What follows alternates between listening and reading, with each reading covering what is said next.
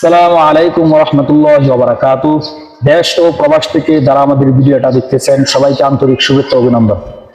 আমরা অনেকদিন যাবৎ আশাবাদী ছিলাম যে শবে বরাত সম্পর্কে আমরা কিছু আলোচনা করব, মানুষদেরকে আমরা শবে বরাত সম্পর্কে কিছু জানাবো। এই হিসাবে আজকে আমাদের এই অনুষ্ঠান। আজকে 12ই ফেব্রুয়ারি, 14ই ফেব্রুয়ারি আমাদের শবে বরাত। যারা ভিডিওটা দেখতেছেন সবাইকে আন্তরিক শুভেচ্ছা অভিনন্দন। আমরা কথা না বাড়িয়ে আমরা শবে বরাতের গুরুত্ব আলোচনা শোনার জন্য আমরা হুজুরের কাছে চলে যাব। হুজুরের পরিচয়টা আগে আমরা দিই। হজরত মৌলানা আবুল হাসান সাহেব, শিক্ষক, প্রতাপপুর ইসলামিয়া আলিম মাদ্রাসা। এই হুজুরের কাছ থেকে আমাদের সর্বপ্রথম যে প্রশ্ন, যে শবে বরাতের নামাজ কত রাকাত এবং রোজা কয়টি, এবং এই শবে বরাত সম্পর্কে নির্দিষ্ট কোনো নামাজ আছে কিনা, হুজুরের মুখ থেকে আমরা শুনবো। আসসালামু আলাইকুম রহমতুল্লাহি ওয়া বারাকাতুহু। সম্মানিত দর্শক শ্রোতা, কাছের দূরের সকলকে আন্তরিক মোবারকবাদ। আল্লাহ যেন আমাদের সবাইকে ভালো অবস্থায় রাখেন।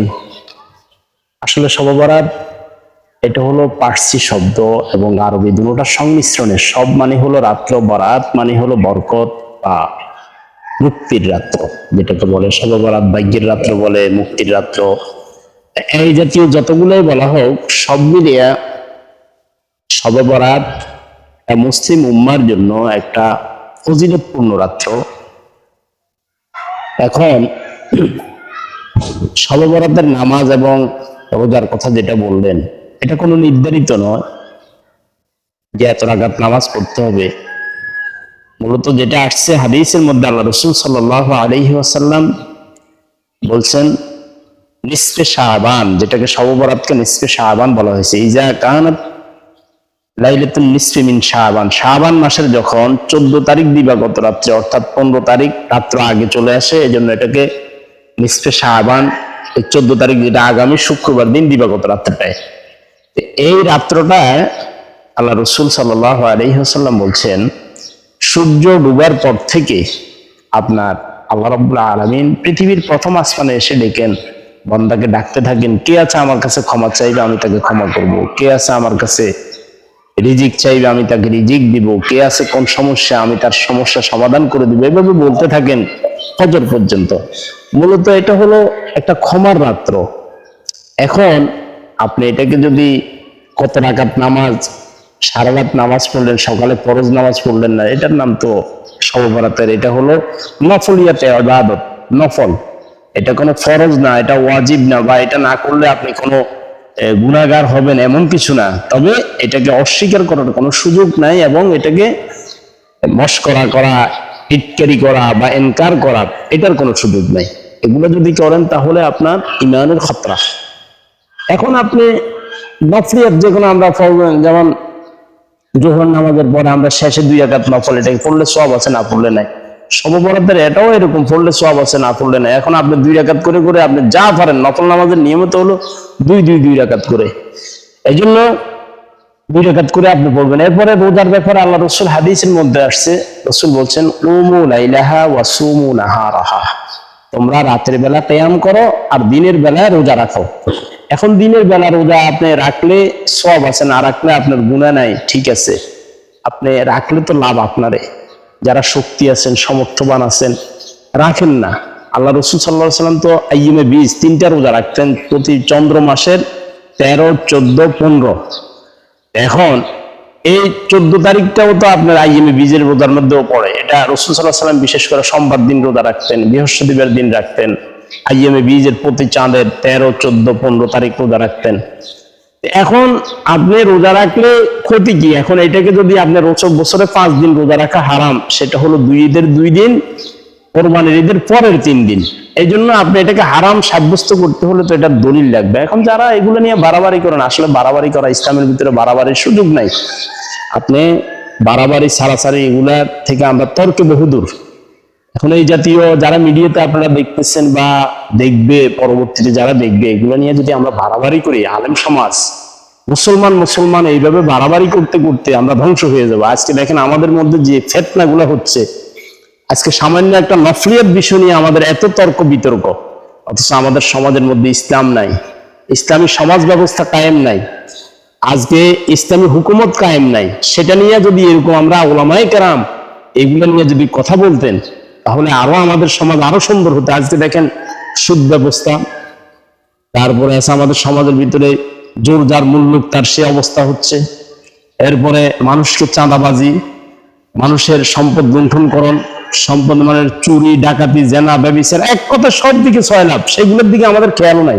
এই জন্য আমি সবাইকে বলবো, আমরা আলেম সমাজ, মুসলমান, আমরা পৃথিবীর মধ্যে মাথা উঁচু করে দাঁড়াতে হলে আমাদের সবাই ঐক্যবদ্ধ হয়ে এই ছোট্ট খাট্ট বিষয় নিয়ে, ছোট ছোট বিষয় নিয়ে আমরা ফিতনা না করে, আমরা যার যে তৌফিক আছে সেই তৌফিক অনুযায়ী আমরা শক্তি সমর্থ রাত্রির বেলায় আমরা আল্লাহর ইবাদত বন্দি, কোরআন তেলাওয়াত, জিকির আজকার, কবর জিয়ারাত, চোখের পানি ফেলে পূর্বের গুনার কথা স্মরণ করে আল্লাহর কাছে ক্ষমা চাওয়া, সব মিলে আল্লাহর সন্তুষ্টি অর্জন করাই হলো আমাদের যেন কাম্য হয়। এটা হলে আপনার কাম। হুজুরের কাছে আরেকটি প্রশ্ন, যে আমাদের বিভিন্ন উলামায়ে কেরাম তাদেরকে বলা যাবে না, যে অনেকে বলে যে শবে বরাতে নামাজ পড়লে বেশ্যা নারীর সাথে এরকম কেউ করা, এরকম রাত্রি জাগরণ করা, এরকম একটা দৃষ্টান্ত দেয়। আবার অনেকে বলে যে শবে বরাতে যে হালুয়া রুটি বিভিন্ন খাবারের আয়োজন করা হয়, বিভিন্ন মসজিদে জিলাপি বিভিন্ন খাবার মাধ্যম পালন করা হয়, এগুলো বেদাত, বিভিন্ন কুসংস্কার মানুষের মধ্যে ছড়ায়, যাতে মানুষ যাতে মসজিদ থেকে বিমুখ হয়ে যায়। এই উদ্দেশ্যে হুজুরের কাছে আমরা কিছু শুনি, যারা এরকম গুজব বিভিন্ন চেরোটানা সবাই। আসলে দেখেন, এরা তো যে কথাগুলো বলতেছে যে প্রতিটা নারীর সাথে তুলনা দিচ্ছেন, মূলত আসলে ওনারাই প্রতিটা নারীর সাথে থাকেন বা ইয়া করেন। এই লোকের এই জবান দিয়ে আমাদের জবানের কঠিন হিসাব হবে আসলে ময়দান প্রত্যেকেরই। এটা আমাদের মতন যারা দায়িত্ববান, এরা তো এই মুখ দিয়ে কথা বলতে পারেন না। আপনি রোজা তো রাখলে সোয়াব আছে, না রাখলে গুনাহ নাই। আপনি এটাকে এই রাত্রে জাগরণকে প্রতিটা নারীর সাথে আপনি তুলনা দিলেন, কত বড় মারাত্মক কথা। অথচ দেখেন যারা এগুলো বলতেছে তার জবাব সে দিবে। আমি এটুকু বলবো সবাইকে, আপনি আপনার সামর্থ্য অনুযায়ী আপনি রাত্রে জাগরণ করবেন, যেটুকু পারেন। এটা নফল করলে সোয়াব, তবে খেয়াল রাখবেন আপনার যেন ফজরের নামাজের জামাত যেন না ছুটে। এরপরে খানা পিনার ব্যাপারে হালুয়া রুটি বলেন, জিলেবি বলেন, এক কথায় আপনার হালাল জাতীয় কোনো খানা, এটাকে হারাম করতে হলে আপনার শরীয়তের দলিল লাগবে। এখন দলিল ছাড়া আপনি এটাকে হারাম সাব্যস্ত, বরং এই সমস্ত রাত্রিগুলোর ভিতরে আমি ঢাকা শহরে যেগুলো দেখছি বা বিভিন্ন জায়গায়, অনেক জায়গায় দেখা যাচ্ছে ছেলেপেলেরা বাজি ফুটায়, এগুলোর থেকে বিরত হয়। কারণ বাজি ফুটানো এগুলো হলো বিজাতীয় সংস্কৃতি, এটা যেন আমাদের সংস্কৃতির মধ্যে না আসে। বরং আমাদের সংস্কৃতি হতে হবে আমরা নামাজ মসজিদ মুখী, জুমার দিনে যেরকম আমাদের মুসল্লি থাকে, ঠিক ফজরের নামাজে যেন এমন মুসল্লি হয়, আমাদের সেই চেষ্টা করা আমাদের প্রত্যেকের উচিত।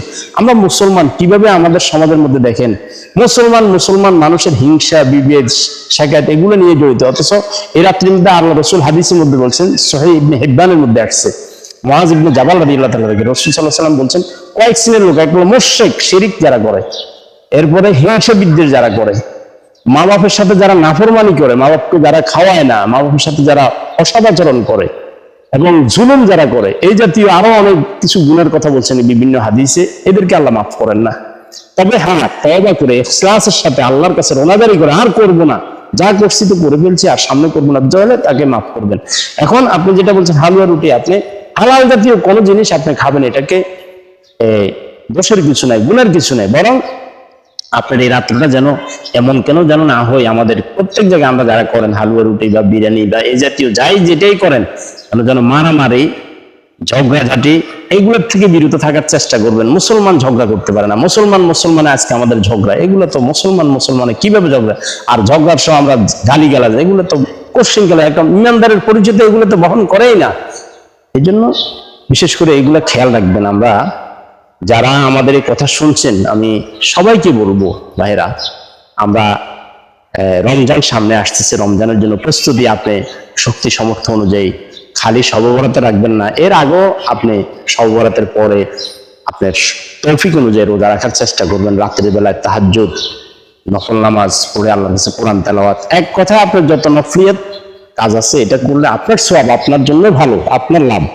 আর যদি না করেন তাও আপনার সম্পদ কি পরিমাণ অর্জন করবেন এটা আপনার উপরে ডিপেন্ড করে। আপনার পরকাল জীবন যে সুন্দর করতে যদি চান, তাহলে আপনার ফরজিয়াতের সাথে আপনার আরো কিছু নফলিয়াত যোগ করার দরকার আমাদের। এখন যে যারা এই সমস্ত কথা বলছে, এরা বলতেই পারে, এদের কাজে হলো এরকম উল্টা সিধা মানুষকে বলে গুণাযুক্ত জিন্দিগির মধ্যে ঘটাই দিতে। মানুষকে দেখেন আজকে এই যে মেয়েরাজ গেল, মেয়েরাজে এখানে শরীয়তের দলিল আকীদাগত অনেকগুলো বিষয় জড়িত, অথচ অনেক মসজিদে এগুলোকে বেদাত বেদাত বলে। আসলে দেখেন কোনটা বেদাত এগুলো তো জানা দরকার। রসুল যে সাইদুল মুরসালিন, রসুল যে কুল কায়নাতের নবী, রসুল যে আমাদের সকলের জন্য সাক্ষী হিসেবে জান্নাত জাহান্নাম দেখে আসছেন, রসুলকে যে কিয়ামত পর্যন্ত যা কিছু হবে সব দেখানো হয়েছে, এগুলো তো আমরা মনে করেন এই আমাদের আজকে ছেলেপেলেরা আল্লাহ রসুলের নাম জিজ্ঞাসা করলো ওনার মায়ের নাম কি বাবার নাম কি এটা বলে, অথচ আমাদের ছেলেপেলেরা নতুন বর্ষর কোন দিন আগ থেকে এটা সব এলাট। আজকে মোবাইলের ভিতরে আমাদের ছেলেরা যেভাবে ঢুকে বসছে বিজাতীয় সংস্কৃতি, এগুলোর মোবাইলের ভিতরে সম্পূর্ণ উলঙ্গপনা দিয়ে, আর এইগুলোকে বিজেপিরা এমন ভাবে সেটিং করছে যেন ইমান থেকে মানুষকে ধ্বংস করে দেওয়া যায়, ইমান হালাক করে দেওয়া যায়। এই জন্য যে বা যারা যে সমস্ত কথা বলে ওরা বলতেই পারে, আমরা সবসময় মানুষকে ভালো পথের দিকে ডাকছি, চেষ্টা করতেছি, নিজেও ভালো দিকে আসার চেষ্টা করতেছি। আল্লাহ আমাদের পক্ষ থেকে হলো চেষ্টা, আল্লাহর পক্ষ থেকে হলো আমাদেরকে পরিপূর্ণ করে দেওয়া। এই জন্য আমরা সব মিলে আমার শেষ কথা যেটা থাকবে সেটা হলো, আমরা শবে বরাত বলেন, শবে মেরাজ বলেন, এক কথায় কোনো কিছু নিয়ে আমরা বাড়াবাড়িতে যেন না যাই। আপনি করেন না, আপনার পথে আপনি থাকেন, কিন্তু উল্টা সিধা কথা বলে জাতির কাছে বিভ্রান্ত হবেন না, বিভ্রান্ত করবেন না। আপনার হয়তো সমস্যা থাকতেই পারে, কিন্তু এইটাকে কেন্দ্র করে আপনি উদ্ভাট কথা বলবেন, এটা তো ইয়া হবে না। কারণ এটা কোনো ফরজ না, এটা কোনো ওয়াজিব না, এটা না করলে আপনাকে কোনো জাহান্নামে যাওয়া লাগবে এরকম কোনো ইয়া না। এটা নফল কাজ, নফলের মধ্যে আপনি কেউ বেশি করে, কেউ কম করে, আবার কেউ করে না, তাতে আপনার এগুলো নিয়ে তো বাড়াবাড়ি প্রশ্নই আসে না। হুজুরের কাছ থেকে আমরা আরেকটি প্রশ্ন জানবো, যে অনেকে বলে শবে বরাত এর কোনো দলিল নাই, অথচ কোরআনের কারিমের মধ্যে বলা হয়েছে ইন্না আনজালনাহু ফি লাইলাতিন মুবারাকা, এবং বিভিন্ন হাদিসের মধ্যে বলা হয়েছে। হুজুর এই দলিল? হ্যাঁ, রাইট। এটা বিশেষ করে সূরা দুখানের মধ্যে আল্লাহ রাব্বুল আলামিন বলছেন, এই আয়াতের তাফসীরের মধ্যে বিশেষ করে ইবনে আব্বাস রাদিয়াল্লাহু তাআলা আনহু যিনি বলছেন শবে বরাত নিসফে মিন শাবান, কোরআনের মধ্যে বা হাদিসের মধ্যে যেটা আসছে নিসফে মিন শাবান, নিসফে মিন শাবানের ব্যাপারে হাদিসে প্রায় 15টার উপরে হাদিস আসছে। এখন এটা নফল। আমার এক কথা জবাব হলো যে নফলের মধ্যে আপনি এটা নিয়ে বাড়াবাড়ি করতে যাবেন কেন? আর এটা নিয়ে আপনি করেন না, আপনার কথা ভালো, কিন্তু এটা তো কোরআনের মধ্যেও আসছে যে এই রাত্রকে কেউ বলছেন লাইলাতুল কদর, আবার কেউ বলছেন নিসফে মিন শাবান, যেটা হলো এই 14 তারিখ দিবাগত রাত্রিটা। এখন এটাকে নিয়ে আপনি যদি আমল করেন আপনার না লাভ, আর যদি না করেন ক্ষতি তো আপনারে। তো এটা কোরআন এবং হাদিস দ্বারা প্রমাণিত। এখন নফলিয়ত কাজের ভিতরে অনেকেই বলে যে আমরা আরব দেশে দেখছি করে নাই, ওরা করে নাই বিদে এটা তো নফল। এখন আপনি তো করে নাই, এটাকে আপনি সাপোর্ট করে এটাকে দলিল দিতে পারেন না, কারণ কোরআন হাদিস হলো দলিল। আজ থেকে 1500 বছর আগে এগুলো সব হয়ে আসছে, আর যুগ যুগ হয়েছে। আজকে দেখেন যুবক সমাজ, প্রতিটা সমাজের মধ্যে আপনি দেখেন গুনাহ কিভাবে চলে। আজকে আমাদের ছেলেপেলেরা মুসলমান সমাজের মধ্যে অনেক আত্মহত্যার মধ্যে যাচ্ছে। আত্মহত্যা যে এরাই কিছু মোবাইল নিয়ে লাগবে করছে, ঘুরতে এরা টাকা দেয় নাই, আপনার শিক্ষা সফরে যাবে অথবা বাহিরে কোথায় যাবে, টাকা চাইছে টাকা দেয় না, রাগ করে আপনার আত্মহত্যা করে ফেলছে। এরকম কয়টা বলবো, ছেলে বলেন মেয়ে বলেন, রিলেশন, এই যে অবৈধ একটা সম্পর্ক, হ্যাঁ প্রেম প্রীতি, যেটা আপনার যেভাবে হচ্ছে এখন, এগুলোর থেকে বিমুখ করার জন্য আমাদেরকে তো উচিত এরকম কিছু ইসলামিক জলসা অথবা এই সমস্ত রাত্রিগুলোকে অথবা এই সমস্ত সময়ে আমরা যদি এরকম কিছু প্রোগ্রাম করি, তাহলে আমাদের এই ইয়ং জেনারেশন যারা, তারা আমাদের যুব সমাজ যারা, তারাও তো ইসলামমুখী হবে। এখন ইসলাম সম্পর্কে তার ধারণাই নাই, ইসলাম যে মানুষের শান্তি, এখন ইসলাম সম্পর্কে সে জানে না। অনেকে এক জায়গায় জিজ্ঞাসা করছি যে এই দোয়াই কুনুত কি, কয় এটা কি জিনিস, শুধু জানিও না। এখন দোয়াই কুনুত দেখেন, অথচ এই বিতির নামাজ এটা পড়ে শেষ জায়গাটা, এখন এটা জানে না সে।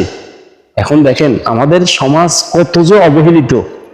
এই কিছু মুরব্বী দেখিয়েন দেধা আসছে, মানে মৃত্যুর চলে আসছে, দাঁড়িয়ে সাদা হইয়া, চুল সাদা হইয়া সারা দিন দোকানের মধ্যে বসে থাকে, যে দোকানে তার যে কত বড় গুণা হচ্ছে সেটা কল্পনা করে না। এরপরে এখনো বিড়ি টানা বন্ধ করে নাই। আমি কয়টার কথা বলবো হুজুর, এক কথা আপনাকে বলি যে এই সমস্ত আয়োজনগুলো হওয়া আমাদের উচিত, এবং বেশি বেশি করে আর যারা মসজিদের দায়িত্বে আছেন, সমাজের যারা সচেতন আছেন, তাদেরকে উচিত এই সমস্ত কাজগুলো এগিয়ে নেওয়া। কারণ এগিয়ে নিলে আপনার সমাজ সুন্দর হবে, আলোকিত হবে, ভালো মানুষ হবে, কিছু মানুষ গুণের থেকে মুক্ত হবে। এখন আমরা ওলামায়ে কেরাম তো বলেই যাচ্ছেন, প্রত্যেক মসজিদের ইমাম খতিব যারা আছেন তারা কিন্তু সব সময় কন্টিনিউ তারা বলে যাচ্ছেন। এখন কেউ শুনছে কেউ শোনে না, এখন না শুনলে ক্ষতি তো তার।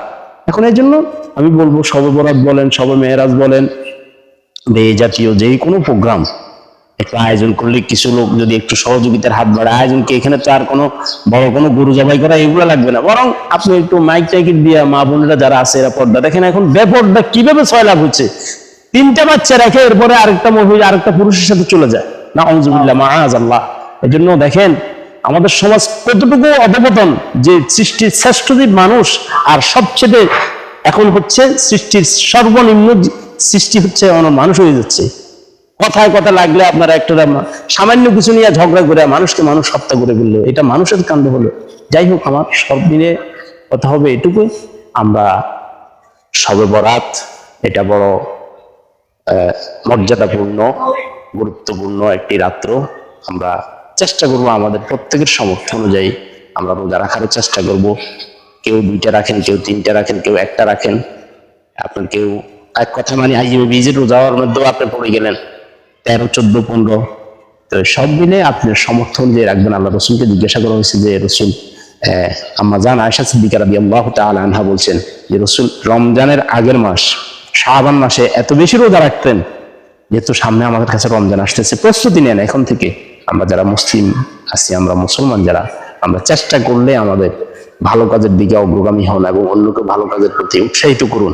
এটা কোনো গুনার কাজ না। আজকে কিছু কিছু মসজিদে এরকম তালা আটকাই দেয়, এগুলা সম্পূর্ণ বেমানান এবং সম্পূর্ণ অযৌক্তিক, এবং তাদের এই সমস্ত কর্ময় মানুষ মুসলমানের মধ্যে ফাটল সৃষ্টি হচ্ছে। আল্লাহ আমাদের সবাইকে যেন সঠিক বুঝ দান করেন, আল্লাহ আমাদেরকে যেন সবাইকে যেন কবুল করেন, আমিন আমিন। যারা ভিডিওটা দেখছেন সবাইকে অসংখ্য ধন্যবাদ। হুজুর আমাদের মধ্যে খুব গুরুত্বপূর্ণ আলোচনা করেছেন। আমরা সবাই যদি তার উপর আমল করি, ইনশাল্লাহ আমাদের যুব সমাজ এমনকি মুরব্বী যারা আছে সবাই অনেক কিছু বুঝতে পারবেন, অনেক কিছু জানতে পারবেন। সবাই হুজুরের কথার উপর আমল করার যেন আল্লাহ পাক রব্বুল আলামিন তৌফিক দান করেন, আমিন। ওয়া আখিরু দাওয়ানা আলহামদুলিল্লাহি রাব্বিল আলামিন।